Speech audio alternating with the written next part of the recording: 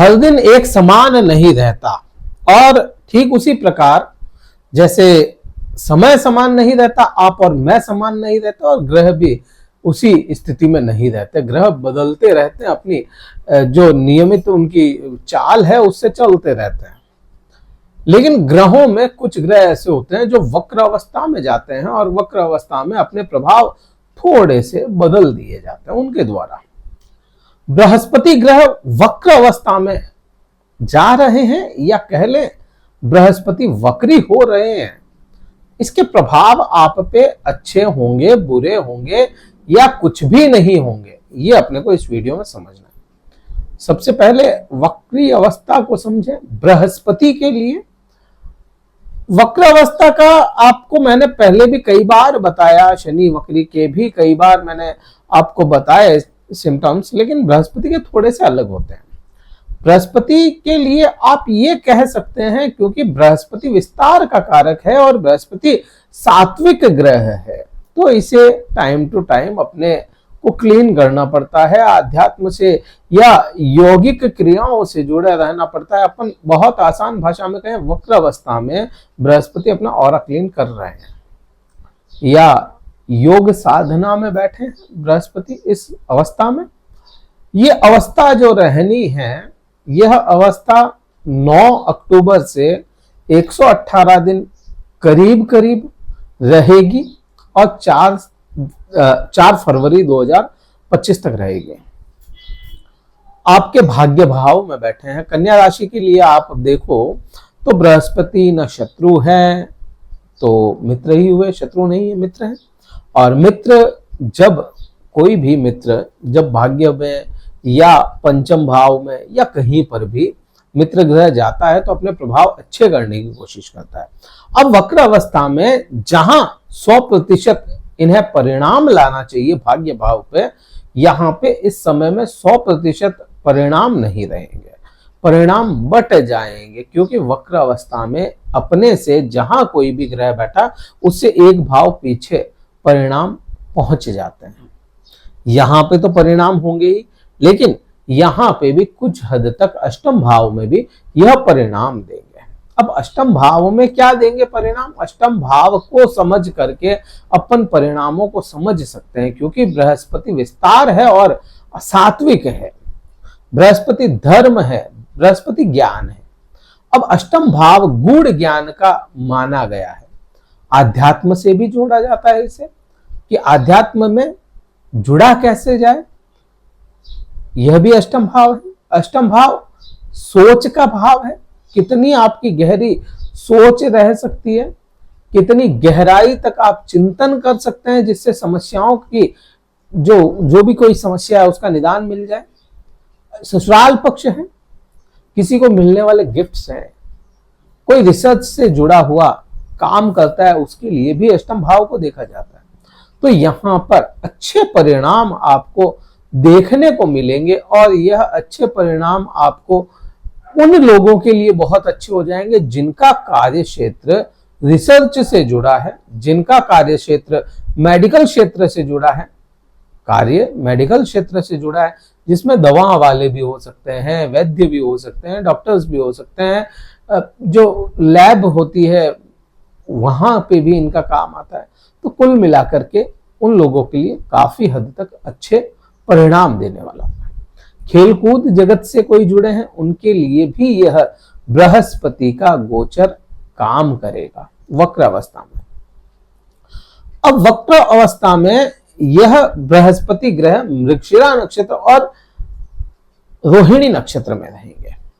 अभी मृगशिरा में चल रहे हैं, आने वाले समय वक्र अवस्था में ही यह रोहिणी में वापस आएंगे, और रोहिणी से फिर मार्गी जब होंगे तो वह मृगशिरा होते हुए अपनी राशि को बदल देंगे। अब देखें कि अष्टम भाव का तो अपने को क्लियर समझ में आया, क्योंकि यह मृगशिरा नक्षत्र जो होता है वो मंगल के अधीन होता है। लेकिन आपके लिए भाग्य भाव को अगर देखोगे तो यहां क्लियर अपने को समझना पड़ेगा कि बृहस्पति इन 2 नक्षत्रों में रहेंगे, और यह जो 2 नक्षत्र होंगे वह मंगल और चंद्रमा के अधीन है, और मंगल चंद्रमा की मित्रता बृहस्पति के साथ में पूर्ण रूप से होती है। तो यहाँ पे अपने प्रभाव निरंतर अच्छे रखने वाले हैं बृहस्पति ग्रह। भाग्य भाव के लिए बात करें तो भाग्य से जिन लोगों को परेशानियां या शिकायतें थी वह शिकायतें कम होती चली जाएगी और यह इस समय में परिणाम सबसे बड़ा है। धर्म से जुड़ने का मौका मिलेगा या धार्मिक होने का मौका आपको मिलता चला जाएगा। कन्या राशि वाले जातकों के क्योंकि राशि में ही केतु ग्रह काफी लंबे समय से बैठे हैं और मैंने पहले भी बताया अंतर्द्वंद की स्थितियां उसको आपने कम होते हुए महसूस किया होगा कि अंतर्द्वंद कम हो रहा है आपका और यह निरंतर कम होता चला जाएगा क्योंकि पांचवी दृष्टि बृहस्पति की आपके खुद की राशि पे चली जाती है।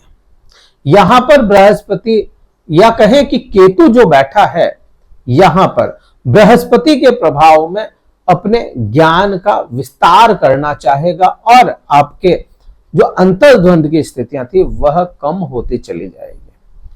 आपको अंदर से अपने आप से ही जो घृणा थी वो कम होगी, अपने आप से ही ज्ञान की आपको भूख बढ़ जाना या ज्ञान की इच्छाएं हो जाना कि मुझे अब ज्ञान चाहिए।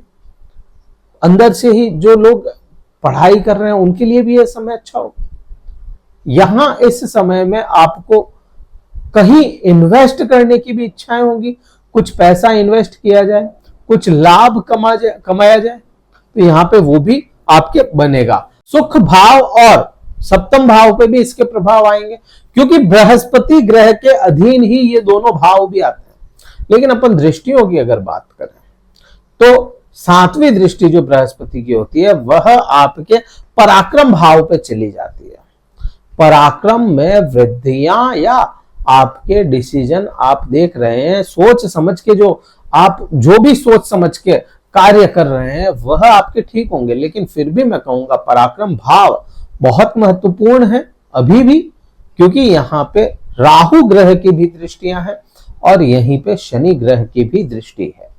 यहां पर राहु अपनी 9वीं दृष्टि से और शनि अपनी 10वीं दृष्टि से देखते हैं क्योंकि बुध ग्रह के अधीन यह राशि आती है कन्या राशि। बुध ग्रह के अधीन होने के कारण ना राहु शत्रु होते हैं ना शनि शत्रु होते हैं, दोनों ही ग्रह शत्रु नहीं और बृहस्पति भी शत्रु नहीं है। मतलब यहाँ पे पराक्रम में पूर्ण रूप से वृद्धियां, किसी भी प्रकार की कोई भी सिचुएशन होती है उसको हैंडल कैसे किया जाए, सोच समझ के काम कैसे किया जाए, दुनियादारी से काम कैसे लिया जाए, सोशल लाइफ को कैसे ठीक किया जाए और रोजमर्रा की इनकम कैसे जनरेट की जाए, कैसे आपके दिमाग में नए नए आइडियाज आएंगे, यह सभी चीजें यहाँ पे इन तीनों ही ग्रहों का साथ मिलकर के आपको देती हुई नजर आएगी। आप दोबारा सुनिएगा, तीसरा भाव बहुत महत्वपूर्ण है। आप बैक कीजिए, सुनिए क्या क्या प्रभाव है मैंने आपको बताया। यहां से भाई बहनों के संबंधों में भी जिन लोगों के उतार चढ़ाव या परेशानियां थी वह भी कम होती हुई नजर आएगी। तो कुल मिलाकर के आपके पराक्रम भाव पे इन 3 ग्रहों की दृष्टियां अच्छे परिणाम ही देगी, चाहे शनि वक्र अवस्था में है, चाहे बृहस्पति वक्र अवस्था में है, चाहे राहु खुद शनि के नक्षत्र में है। कुल मिलाकर के परिणाम अच्छे और बहुत अच्छे आपको देखने को मिलेंगे पराक्रम भाव को लेकर के।